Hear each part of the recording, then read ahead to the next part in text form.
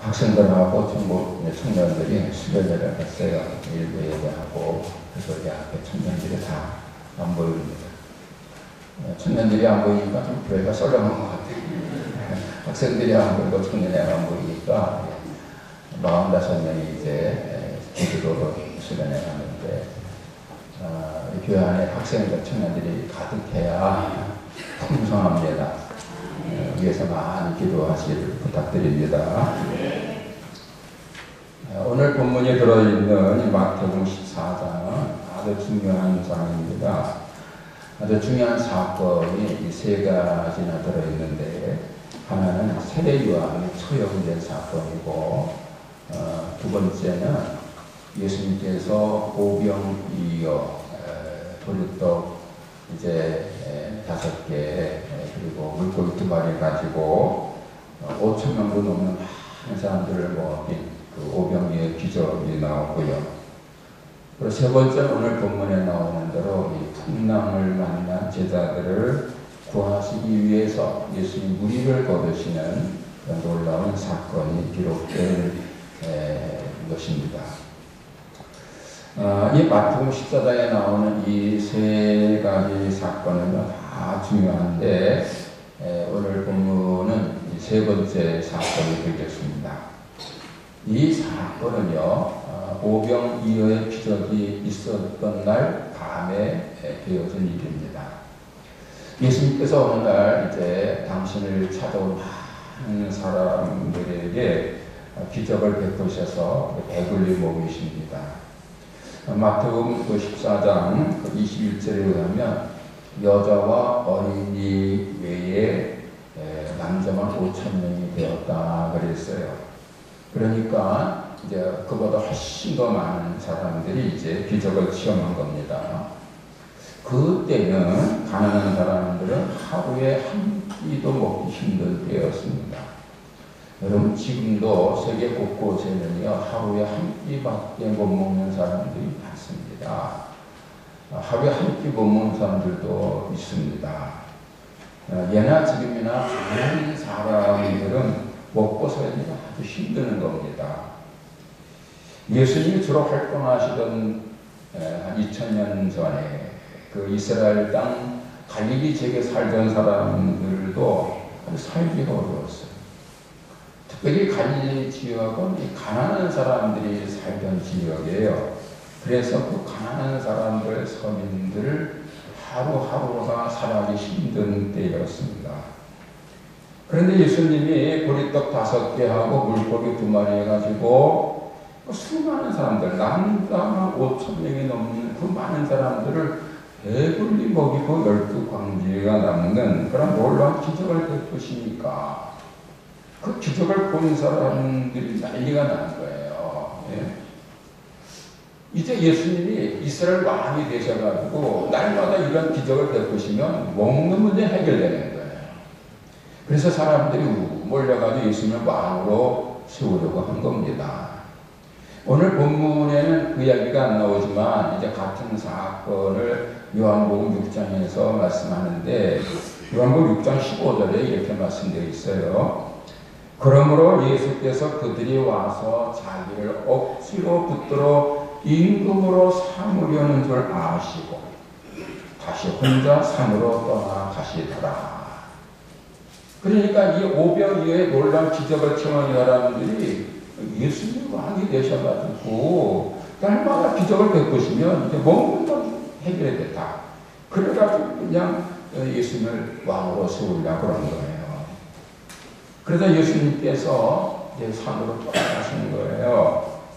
오늘 본문 22절을 보시면 이제 예수께서 제자들을 재촉하셔서 배에 태워서 건너편으로 가시게 했다는 말이 나오는데 수많은 사람들이 기적을 보고 예수님을 왕으로 세우려고 막 낙이법석을 피니까 그 베드로와 요한 같은 예수님의 제자들도 덩달아서 흥분이 돼가지고 그 군중들의 요구에 부하내동했던 거예요.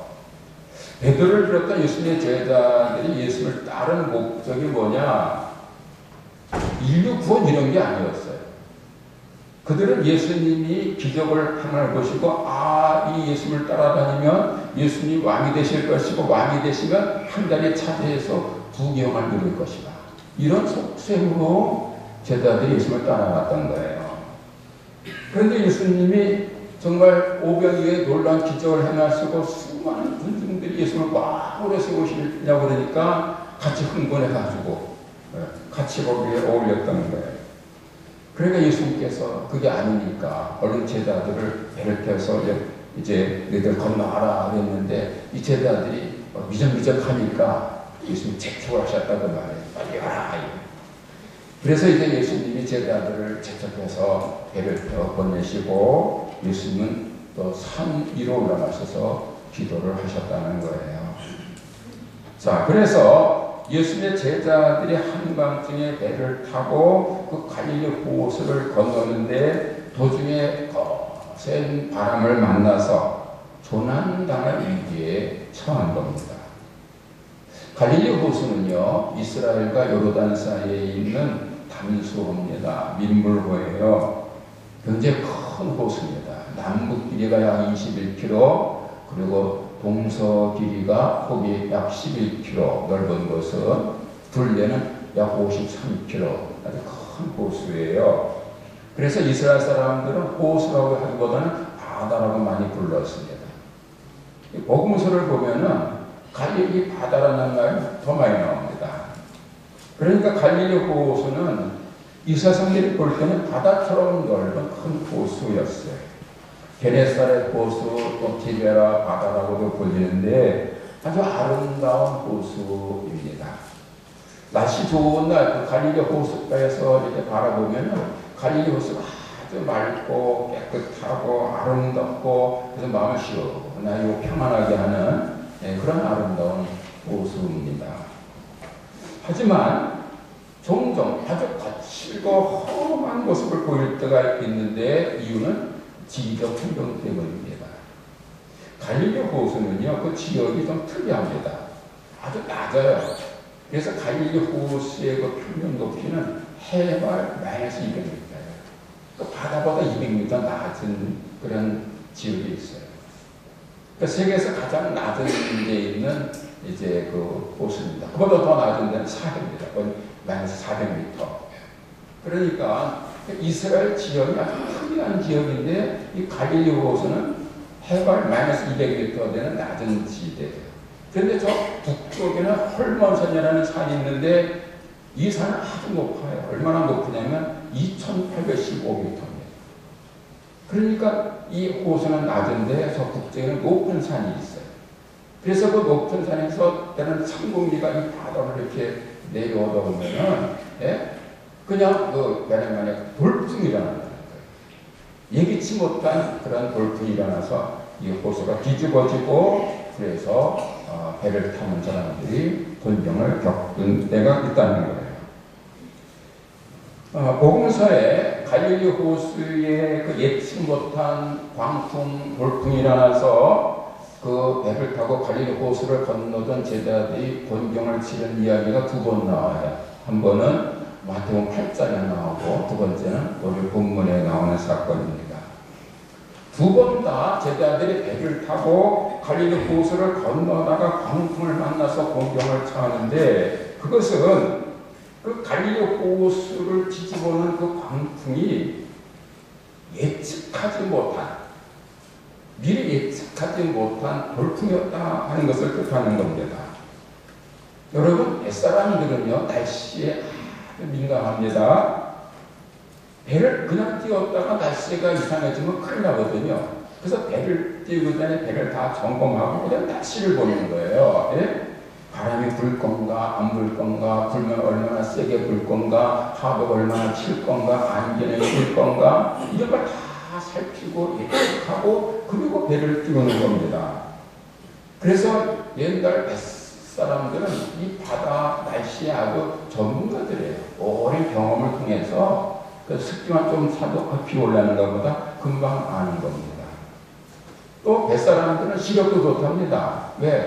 바다 가운데 갔다가 저 멀리에서 그 파투 있는 걸 볼 수 있어야 돼요. 그래서 얼른 피해야 돼요. 못 보면 죽을 수가 있거든요. 그래서 이 뱃사람들은 시력이 뛰어난 겁니다. 이렇게 뱃사람들은 배를 띄우기 전에 날씨부터 예측을 하고 띄우는 거예요. 그런데 지금 이 제자들이 배를 타고 가다가 도중에서 광풍을 만났다는 것은 그 광풍이 예측하지 못한 광풍이었다는 것을 말하는 겁니다. 여러분, 베드로와 야고보, 요한이 누구예요? 어릴 적부터 갈릴리 호수에서 고기를 잡으면서 자라났던 어부들입니다. 누구보다도 갈릴리 호수에 대해서 잘 알았던 사람들이고 날씨에 대해서도 민감하고 경험 많은 사람들이었어요. 그러므로 이 예수님의 제자들이 배를 타고 떠날 때는요, 분명히 갈릴리 호수가 잔난했던 거예요. 아니, 풍파가 이랬다면 띄울 이유가 없는 거예요. 위험성이 보이지 않았어요. 그래서 배를 띄운 거예요. 예수님의 제자들은 배를 타고 갈릴리 호수를 이제 항해하면서 누룰랄라 노래 불렀을 겁니다. 낮에 있었던 그 놀라운 일, 예수님께서 그 물고기 2마리, 보리떡 5개, 적은 양의 음식을 가지고 수많은 사람들을 먹인 그 기적을 보았잖아요. 그 이야기. 그리고 그것을 본 사람들이 예수님을 왕으로 세우려고 환호하던 그런 모습을 이야기를 하면서 신났을 거예요. 그러면서 우리 주님 예수님이 이스라엘 왕이 되시면 나한테도 한 자리 주시겠지. 그러면 이제 부귀영화를 누려야 되겠지. 이런 기대에 차서 얘기했을 거예요. 또 속으로는요, 예수님이 왕 되시면 내가 제보다는 높은 자리에 앉아야지. 이런 생각도 했을 거예요. 여러분, 복음서를 보시면요, 제자들이 여러 번 누가 높은 자리를 들고 싸워요. 그러니까 예수님 제자들이 서로 높은 자리 가지려고 그러고 싸웠다니까요. 자, 그러니까 이 갈릴리 바다를 항해하면서 제자들 마음속에 그런 마음이 있었을 것이 분명한 거예요. 그런데 예수님의 제자들이 그런 달콤한 생각에 젖어 있을 때 어느 순간부터 바람이 세지기 시작하는 거예요. 그러니 점점 바람이 세지더니 어느 한순간 갈릴리 호수가 뒤집어지는 거예요. 감당할 수 없게 된 겁니다. 갈릴리 호수에서 잔뼈가 굵은 예수님의 제자들도 어떻게 할 수 없는 절체절명의 위기에 빠지는 거예요.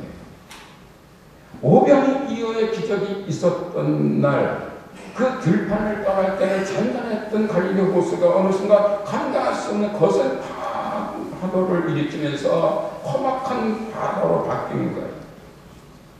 거듭 말씀이지만 그 풍랑은 예측하지 못한 풍랑이었고 감당할 수 없는 풍랑이었어요. 갈릴리 호수의 전문가들이었던 예수님의 제자들의 능력이나 지혜나 경험으로도 어떻게 할 수 없는 그러한 엄청난 역경이고 고난이었던 거예요. 이 사실, 예수님의 제자들이 예측하지 못하고 감당할 수 없는 그 풍랑을 만났던 이 사건은 인생이 어떠한지를 보여주는 상징적인 사건인 거예요. 여러분, 우리가 경험하지만 인생에는 한 사람이 한 평생 세상을 살아가노라면 어릴 때부터 죽을 때 편안하게 찬찬하게 순풍에 돋다는 듯이 그렇게 가는 사람이 몇이나 됩니까? 이런 어려움 저런 굴곡을 겪으면서 살잖아요. 때로는 예기치 못한 풍랑을 만나서 낙심하기도 하고 절망하기도 하고 괴로워하기도 하잖아요.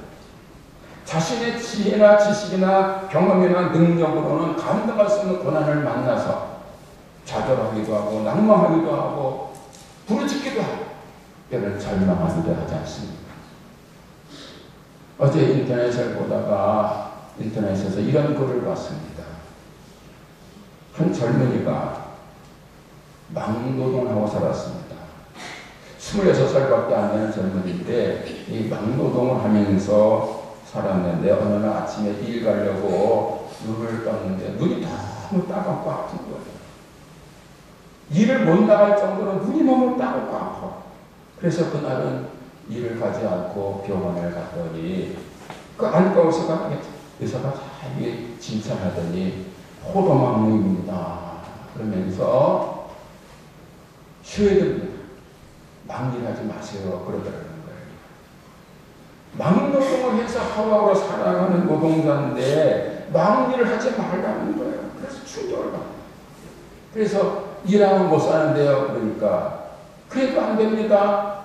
계속해서 막일을 하면 도심에서 실명할 수 있습니다. 이 병이 젊은 사람들의 실명하는 아주 많은 사람이 실명하는 그런 무서운 병입니다. 조심하셔야 됩니다. 그러니까 실명한다니까. 26살 젊은 청년이 잘못하면 실명 안 되니까 할 수 없이 돈도 없는데 집에서 쉬고 있다면서 신세 타령을 하는 그런 글을 본 거예요. 건강했는데 아프지 않았는데 아픈 것은 생각도 안 했는데 어느 날 갑자기 어느 날 갑자기 실명하기도 하는 거예요. 며칠에도 쓰러지기도 하는 거예요. 말기암에 걸려서 고생하다가 세상을 떠나기도 해요. 여러분 조금 전에 그 청년 얘기했지만요. 젊은 나이에 실망하는 사람 굉장히 많습니다. 멀쩡한 사람들은 눈이 아파 병원 가니까 그냥 고칠 수가 없어요. 30대, 40대 실망하는 분들 많아요. 여러분 대학병 안과병원 가세요. 굉장히 많아요. 어떤 사람은요. 그냥 멀쩡한 길을 가다가 동네 아이들이 축구하다가 공 찼는데 그걸 맞았어요. 그 그냥 실명하는 경우도 있고 별별 경험이 다 있더라고요. 젊은 나이에 실망해 보세요. 어떻게 살아가겠어요? 절망할 수밖에 없지. 그런데 의외로 많아요.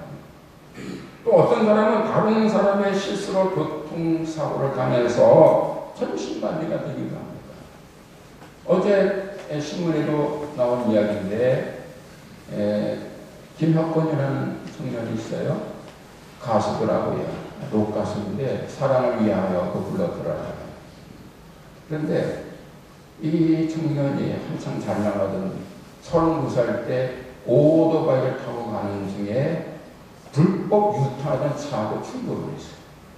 내가 실수한 거 아니야. 나는 바른 길을 갔는데 저쪽 차가 불법 유턴하는 바람에 부딪혔어요.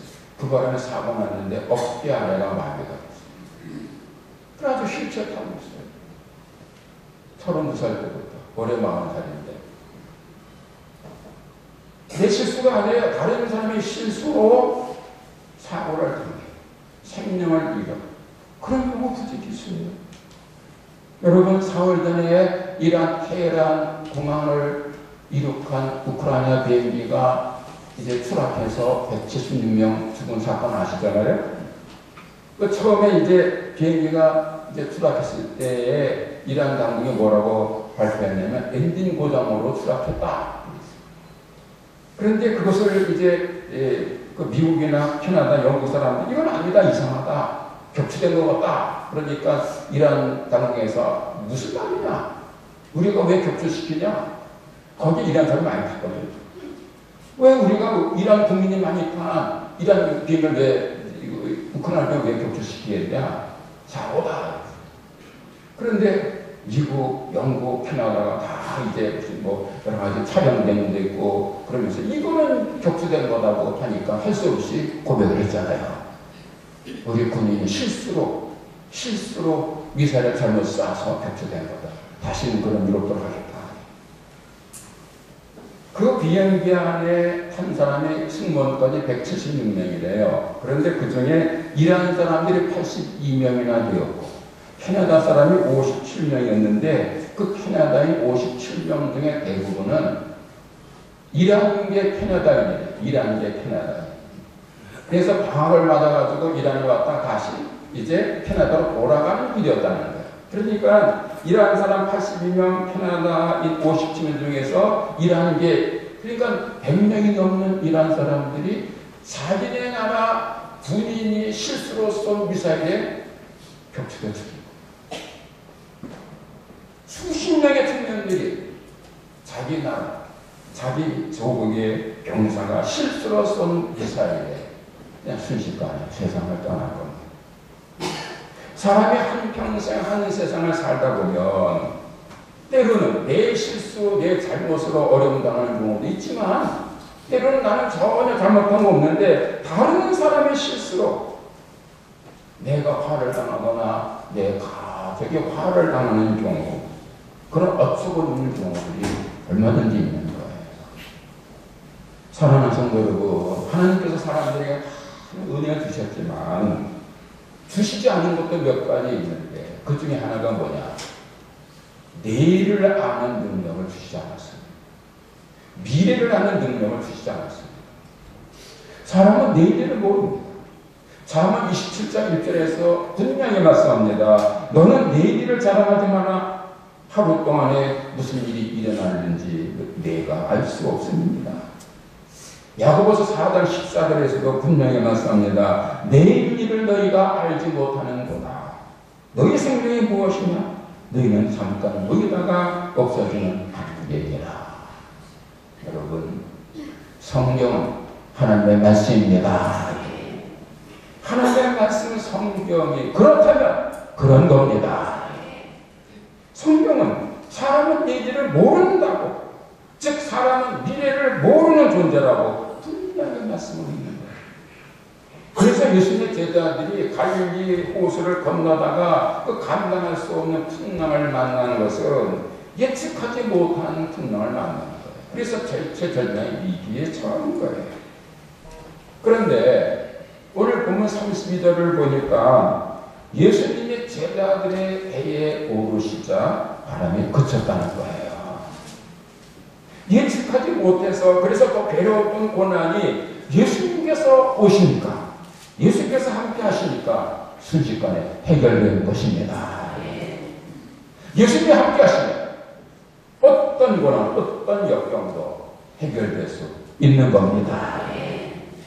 이제 오늘 본문 처음으로 다시 돌아가면 사람들이 예수님을 왕으로 모시려고 난리를 치니까 예수님이 서둘러서 제자들을 배에 태워서 보내시고 당신 근처 산에 올라가서 기도하셨습니다. 자, 그러니까 오늘 본문의 상황이 어떠냐면 잘 상상하셔야 돼요. 예수님은 그 갈릴리 호수 근처에 있는 산에 가셔서 지금 산기도하는 중이셨고, 제자들은 육지에서 한참 떨어진 바다 한복판에서 지금 광풍을 만나서 곤경에 처하고 있는 거예요. 제자들은 바다 한복판, 예수님 저 산 위에서. 자, 그리고 그때가 언제냐면 본문 25절에 보면 밤 사경으로 되어 있어요. 근데 밤 사경이 언제냐면 이스라엘은 우리하고 이 시간 개념이 다른데 밤 사경은 새벽 3시부터 6시까지입니다. 그러니까 한 4시경이라고 보면은 그 4시경이 어떤 때? 가장 어두운 때입니다. 여러분, 하루 중에 가장 어두운 때가 해 뜨기 직전인 거 아시죠? 그게 가장 어두운 때인 거예요, 이 시간이. 자, 그러니까 오늘 본문에 예수님의 제자들은 가장 어두운 시간에 넓고 깊은 호수 한가운데서 광풍을 만나서 사경을 해먹고 있었던 거예요. 그런데 저 산 위에서 기도하시던 예수님이 그 사실을 아셨다는 거예요. 그걸 보셨다는 거예요. 그래서 예수께서 호수 한가운데로 찾아오신 거예요. 어떻게 하셨겠습니까? 예수님은 어떻게 저 산 위에서 기도하시다가 저 멀리 떨어져 있는 그 호수 한가운데에서 그 거센 파도에 흔들리고 있는 그 작은 배 탄 제자들을 어떻게 보신 거겠습니까? 예수님이 바로 전지전능하신 주님이시기 때문입니다. 요한복음 1장 10절에서 이렇게 말씀을 합니다. 그가 세상에 계셨으니 세상은 그로 말미암아 지은 바 되었으되 세상이 그를 알지 못하였고. 예수님이 바로 세상을 만드신 창조주 하나님이시라는 거예요. 예수님은 전지하신 분이에요. 모든 것을 다 하시는 분이에요. 예수님은 전능하신 분이에요. 모든 것을 다 하실 수 있는 분이신 거예요. 그래서 전지전능하다고 말하는 거예요. 그래서 멀리 떨어진 산 위에서 저 멀리 갈릴리 호수 그 경당 속에 있는 배를 보셨고 고통 중에 있는 제자들을 보신 겁니다. 오늘 설교 제목 뭔지 보셨습니까? 예수님의 예수님. 예수의 눈은 사람들이 볼 수 없는 것도 보시는 전능한 눈입니다. 예수님의 귀는 사람들이 들을 수 없는 소리도 들으시는 전능한 귀입니다. 마태복음 9장 3절 4절에서 이렇게 말씀합니다. 어떤 설교관들이 속으로 이르되 이 사람이 신성을 모독하도다. 예수께서 그 생각을 아시고 계시되 너희가 어찌하여 마음에 악한 생각을 하느냐. 예수님은 사람들의 그 마음속으로 속으로만 생각하는 그 생각, 그 마음도 읽으시고 아시며 전지전능하신 하나님이신 겁니다.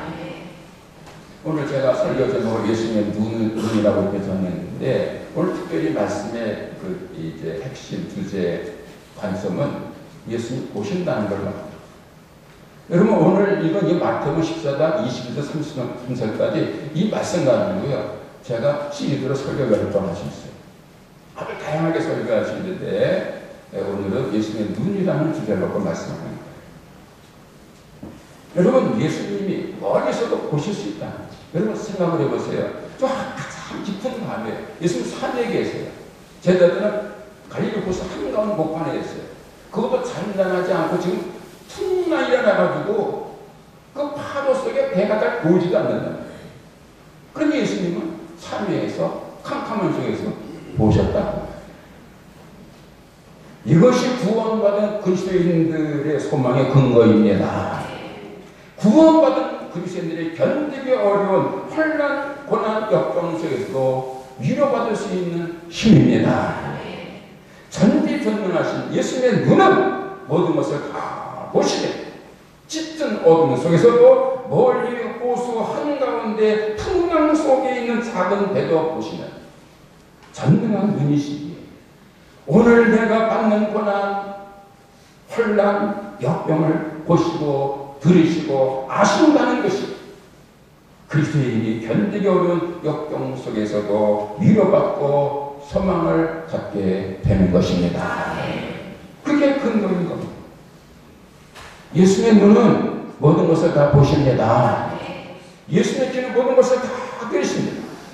예수님의 능력은 무리를 걷는 전능한 능력입니다.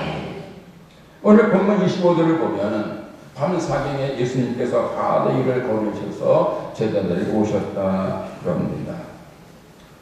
예수께서 많은 이적과 기사를 행하셨는데 무리를 걸으신 이적은 오늘 본문에만 나옵니다. 이것은 예수님이 무리를 걸으신 것은 예수님이 전능하신 하나님이신 것을 보여주는 겁니다. 이 본문을 가지고 어떤 사람들은 합리적으로 생각해요. 예수님이 무리를 걸으신 게 아니고 얕은 물가를 걸어오셨는데 그게 무리를 걸은 것처럼 보였다. 이렇게 해석하는 사람들이 있어요. 여러분, 우리는 성경을 그대로 믿어야 됩니다. 성경의 맨 첫 번째 말씀이 뭐예요? 태초에 하나님이 천지를 창조하시다. 믿으십니까? 창세기 1장 1절 태초에 하나님이 천지를 창조하시니라, 이 말씀을 믿으면 못 믿을 말씀 하나도 없습니다. 태초에 하나님이 천지를 만드셨는데 못하실 게 뭐겠어요? 창세기 1장 1절을 믿는 사람은 성경의 모든 말씀을 믿을 수가 있습니다. 예수님께서 무리를 걸으신 거 우리는 못해요. 그러나 하나님이시니까 가능한. 그래서 오늘 마지막 절에 뭐라고 그랬어요? 배에 있는 사람들이 예수께처럼 이르시되 진실로 하나님의 아들이로소이다. 이게 고백하죠. 그러니까 예수님께서 무리를 걸으신 거 인간적 이성으로는 이해가 안 되는 이야기지만 예수님은 전능하시다면서 전제합니다. 이해 못할 일이 아닙니다. 전능, 얼마나 이게 무슨 말이에요? 무엇이든지 가능하다는 것이에요. 예수님은 마음만 잡수십니다. 어떤 일도 사람들은 절대로 할 수 없는 불가능한 일도 하시는 분이십니다. 오병이의 기적도 행하시고 무리도 거리시고 불치병자도 고치시고 군대 마귀도 쫓아내시고 죽은 지 나흘 돼서 냄새가 풀풀 나는 사체도 일으키시는 전능하신 하나님이십니다. 예수께서 함께 하시면 불가능한 일이 가능해지는 거예요. 문제가 해결되는 거예요. 이적과 기사를 체험하게 되는 것입니다. 믿으십니까? 예수님의 사랑의 주님이시면서 동시에 전능하신 하나님이셔서 예수께서 불쌍히 여기시고 함께 하시면 어떤 어려움도 해결될 수 있습니다. 그리고 신앙은 예수님을 그리스도와 하나님을 믿는 신앙인 거예요. 예수께서 함께 하시면 어떤 고난, 어떤 역경 다 합력해서 선을 이룰 것입니다. 따라서 참으로 신실한 도시인들은 어떤 어려움을 만나도 낙심하지 않습니다. 절망하지 않습니다. 불평하거나 원망하지도 않습니다. 왜냐?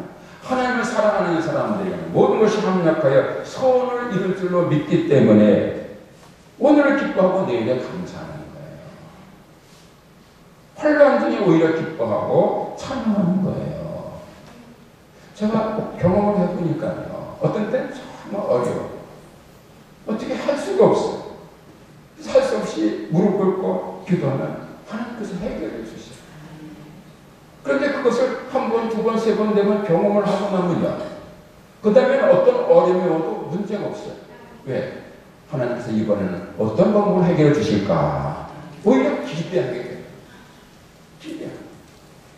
이걸 경험하지 못하는 사람들은 이해가 안 되지만 한 번, 두 번, 세 번 경험을 하게 되면 그 다음부터는 어떤 어려움이 와도 하나님이 또 다른 은혜를 주시기 위한 연단의 과정이구나. 할렐루야.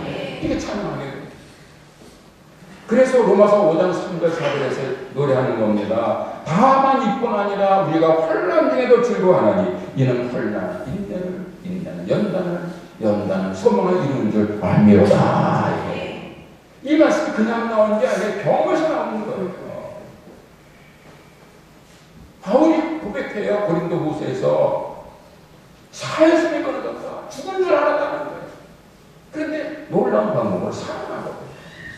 그런 경험을 한 번, 두 번, 세 번 하고 나면 그 다음부터는 문제가 나오는 거예요.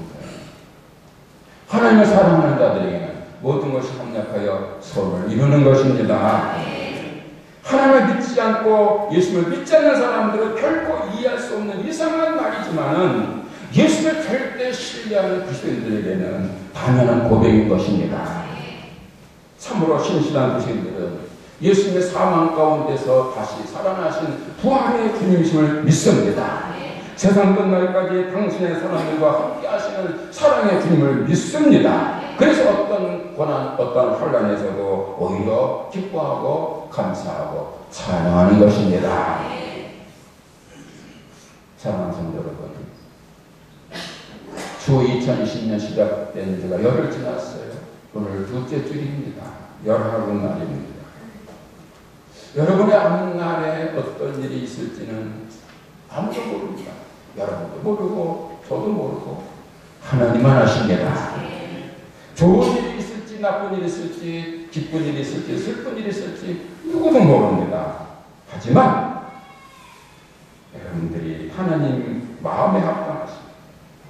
예수님 마음에 들면 전능하신 하나님의 눈이 항상 살펴보실 겁니다. 귀 기울여 들으실 겁니다. 시편 34장 15절에서 이렇게 노래합니다. 여호와의 눈은 의인을 향하시고 그의 귀는 그들의 부르짖음에 기울이시는거라. 잠언 15장 3절에서는 이렇게 말씀합니다. 여호와의 눈은 어디서든지 악인과 선인을 감찰하시느니라. 하나님은 멀리 하늘에 계시면서도 사람들이 무슨 일 하는지 다 보시는 겁니다. 다 들으시는 거예요. 어떤 사람들은 하나님은 멀리 계셔서 우리하고 상관하지 않아. 우리가 무슨 일을 안 보셔, 안 들으셔 이렇게 말하는 사람이 있지만 그렇지 않아요. 하나님은 보시고 들으시고 감찰하시는 하나님이십니다. 그리고 필요하다. 자율법칙도 뛰어넘어서 무리를 걸어서서라도 당신의 자녀들에게 가까이 오셔서 문제를 해결해 주시고 그리고 저 천국을 향해서 인도에 가시는 사랑의 아버지십니다. 여러분 예수님을 모셔드리면 문제가 해결되는 겁니다. 오늘 말씀 보세요. 예수께서 배에 함께 오르래 바람이 그칩니다. 그 풍랑이 일던 그 험악한 배, 거기서 막 토하고 난리쳤을 건데 예수님이 딱 하시자마자 바람이 그쳐. 어떤 어려움이 있어도 예수께서 여러분 안에 들어오시면 해결될 수 있습니다. 그 사랑의 하나님 아버지께서, 그 사랑의 주님 예수님께서 올 한 해 내내, 그리고 여러분의 남은 평생에 늘 바라보시고 들으시고 지켜주시기를 축복합니다. 연서부터 연말까지 항상 함께 하시기를 축복합니다. 신명기 11장 12절에서 이렇게 말씀을 합니다. 내 하나님 여호와께서 돌보아주시는 땅이라 연초부터 연말까지 내 하나님 여호와의 눈이 항상 그 위에 있느니라. 아멘. 기도하겠습니다. 하나님 아버지, 예수님의 눈은 사람이 볼 수 없는 것도 보시는 전능한 눈인 줄로 믿습니다. 예수님께서 저희들을 살펴보시면, 그리고 가까이 오시면 어떤 문제도 해결될 수 있음을 믿습니다. 절망적 풍랑도 잔잔하게 될 줄 믿습니다. 이 믿음으로 오늘을 이기고 내일을 승리하게 하옵소서.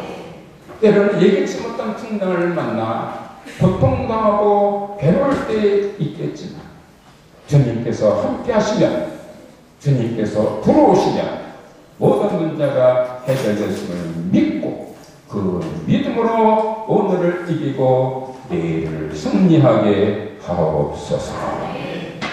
예수님의 이름으로 기도합니다. 우리 권사님들이 하나님을 찬양하겠습니다.